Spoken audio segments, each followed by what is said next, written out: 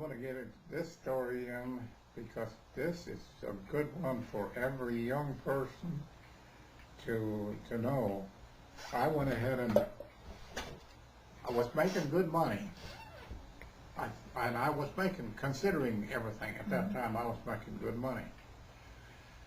But you know, you're young and you're inexperienced, and you think there's always a better job out there or one over here. Yeah. That ain't always true. So you want to remember one thing: if you got something good, get some good advice and stay with it. So I went out and bought myself a 1954.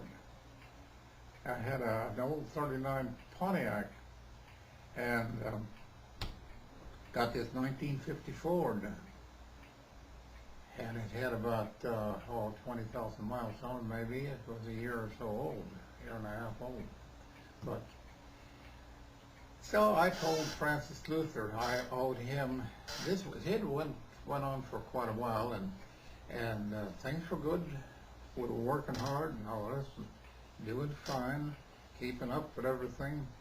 And I said, Francis, every Sunday, Francis would come in, and we'd settle up for his gasoline and oil. Well, the bill would be anywhere from $800 to $1,100. And what I'm trying to say now, when you listen to whoever it is, this is the deal that is honesty, and this is the deal that you need to know to find out that you are doing okay. But this went on for a couple of weeks, and I told Francis, I said, Francis, I'm slipping, I'm going under. And I'll tell you what, I just paid him that day, and I think I owed him roughly $600 left. And I said, Francis, I'll tell you what I'll do. I'll turn this place over to you again, back again to you, and I'll work for you until I get the money paid off that I owe you. Francis said, do you really think you're going broke? And I said, I don't think. I said, I know I'm going broke.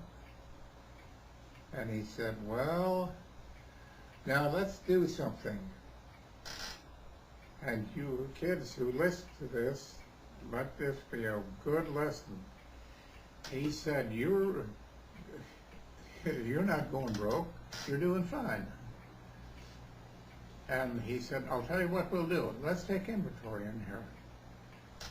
So we took inventory, a rough inventory, counted all the oil, counted all the tire repairs and the new tools that I bought, the cigarettes up and up there, and the candy bars that was in there, and all the odds and ends that you need for business. And he was keeping track of it. He had it on a sheet of paper. Now he said, let's take the stick and go on out and check the gas tanks.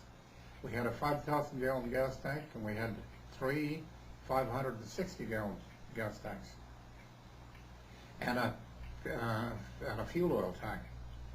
He went out there, and when you stick it, it gives you how many inches. You can go in and check the chart, and it'll tell you how many gallons you got on each tank there is. So we did that, and he figured that out, and he was doing all the figuring, and we went around and checked the grease gun down to the fine tools that we used outside that never did come in.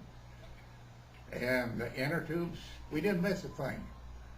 And Francis said, at the time, I think I owed him, I'm going to say, less than $700. And he figured it up, and Francis was a good person. He didn't talk too much, but he looked at me and he said, you really believe you're going under, right? I said, I ain't got the money. He said, well, how long have you been in business? Well, I told him, I said, you know that. And he said, yeah. He said, you know where you're sitting at right now? I said, no. He said, if I wanted to take you real bad, he couldn't have done it.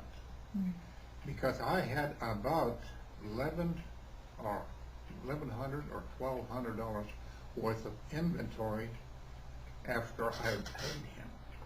That's $600 or $700 was what I owed him. And whatever you do, if it had been a dishonest person, he could have done it, and I would have walked out of there and paid him, you know what I mean, and he could have had everything I had.